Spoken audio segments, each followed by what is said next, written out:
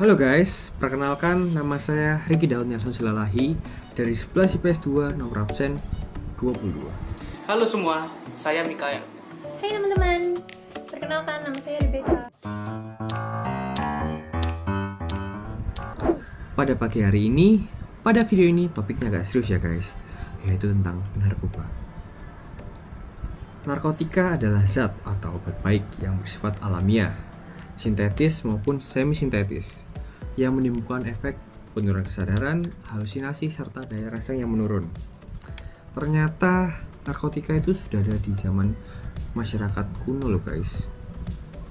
Dulu masyarakat Mesir kuno menggunakan opium untuk membantu gangguan tidur, menghilangkan rasa sakit, bahkan menenangkan anak-anak yang menangis. Wah, betapa ngerinya. Baru pada tahun 400 sebelum Masehi, referensi medis untuk opium lebih jelas karena paparan Hippocrates. Opium kala itu mulai digunakan untuk anestesi selama operasi. Loh, Hah? katanya narkoba itu zat baik. Tadi suara apa itu? Terus kenapa terlarang di Indonesia? Narkoba terlarang karena narkoba menyebabkan ketergantungan, rentan disalahgunakan, berpotensi menyebabkan overdosis dan bisa merusak syaraf otak. Dan juga dituliskan Undang-Undang Nomor 35 tahun 2009 yang berisi tentang pidana narkotika dari rehabilitasi hingga hukuman mati. Dan kasus narkoba di Indonesia untuk sudah tidak sedikit lagi loh guys. Benar gak tuh Mik? Bener banget tuh, Rik. Kalau ini aku yang jelasin aja ya. Loh, aku ini masih mau jelasin. Udahlah, biarin aku aja yang jelasin. Ya udahlah, silakan. Oke guys, kita lanjut ke pembahasannya ya. Jadi menurut pendapat mantan Kepala Kepolisian Republik Indonesia yang bernama Jenderal Sutarman, pernah menyebutkan bahwa kondisi geografis Indonesia merupakan akses yang sangat strategis untuk masuknya peredaran gelap narkoba. Bukan cuma negara transit, tapi juga tujuan perdagangan. Demografis yang berusia muda juga merupakan potensial besar narkoba. Kecenderungan penyalahgunaan narkoba di Indonesia itu cukup tinggi. Dan oleh karena itu, kasus narkoba di Indonesia cukup banyak. Menurut data dari BNN pada tahun 2019, tercatat ada 3,6 juta lebih pengguna narkoba. Dari angka 3,6 juta tersebut, sebanyak 70% diantaranya adalah masyarakat dalam usia produktif. Masyarakat dalam usia produktif itu seperti masyarakat yang umurnya itu 16 sampai 65 tahun gitulah. Tapi ya guys, parahnya itu ya, dari sebanyak itu terdapat 27% pengguna narkoba itu dari kalangan pelajar dan mahasiswa. Mungkin teman-teman bingung ya, kenapa pelajar itu bisa sampai menggunakan narkoba. Nah, ada beberapa faktor pemicu remaja sampai menggunakan narkoba.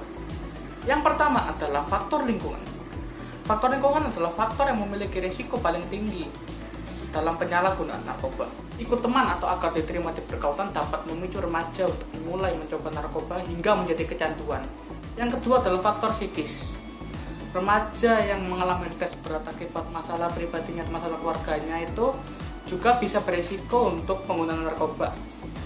Karena remaja tersebut ingin mencari pelarian untuk menghilangkan rasa stresnya tersebut. Yang ketiga adalah faktor genetik. Faktor genetik atau keturunan juga bisa menjadi salah satu faktor yang berisiko untuk penyalahgunaan narkoba pada remaja loh guys. Dan yang terakhir adalah rasa ingin tahu. Rasa ingin tahu juga bisa membuat remaja penasaran untuk mencoba narkoba hingga akhirnya menjadi seorang pecandu narkoba.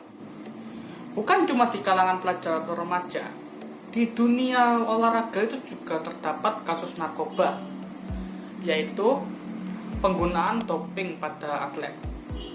Contoh kasusnya adalah kecurangan 14 atlet yang menggunakan doping di PON 19 dan Peparnas 15 Jawa Barat tahun 2016. Tapi ya guys, kasus penyalahgunaan narkoba pada remaja menurut saya adalah kasus yang sangat sekali berbahaya untuk kelangsungan bangsa negara ini. Nah, yang ini aku aja ya yang bahas. Oke. Jadi gini teman-teman, penyalahgunaan narkoba yang dilakukan oleh remaja atau pelajar itu sangatlah berbahaya. Kenapa? Karena narkoba itu dapat menyebabkan dampak negatif pada penggunanya loh. Contohnya, seperti perubahan dalam sikap, kepribadian, menurunnya kedisiplinan, serta nilai-nilai pelajaran. Dan pengguna narkoba itu cenderung tidak memperdulikan kesehatannya sendiri. Bahkan, mereka itu dapat menghalalkan segala cara untuk mendapatkan narkoba. Kalau dibahas dalam hal ketenagakerjaan, para pengguna narkoba ini dapat menyebabkan kesalahan dalam penilaian, sehingga mereka itu menyebabkan penurunan efektivitas biaya perusahaan. Bukan cuma pada penggunanya, penyalahgunaan narkoba yang dilakukan oleh remaja atau pelajar itu juga dapat membahayakan keberlangsungan bangsa ini. Karena pemuda kan sebagai penerus bangsa. Jadi ketika pemuda itu mengkonsumsi narkoba, maka setiap harinya mereka akan semakin rapuh, digerogoti zat-zat adiktif penghancur syaraf. Tapi guys, bukan berarti kita tuh mempunyai hak untuk menjauhkan, mengucilkan, atau bahkan menghakimi mereka secara sepihak. Apalagi gereja itu kan mempunyai peran untuk merangkul mereka yang terjangkit narkoba juga. Dan perbuatan kita juga tentunya harus setara dan adil dong terhadap mereka. Sehingga pecandu akan merasa lebih diterima, dapat sembuh dari kecanduan tersebut, sehingga mereka dapat menjalani kehidupan mereka atau memulai kembali lembaran hidup mereka dengan motivasi-motivasi yang baik. Dan kita sebagai bangsa Indonesia, atau lebih tepatnya sebagai generasi penerus bangsa Indonesia, harus bersatu untuk memberantas narkoba dan memajukan tanah air cinta kita ini. Kita juga harus bijak dalam memilih pertemanan kita, sehingga kita tidak akan menyesal di kemudian harinya. Semangat!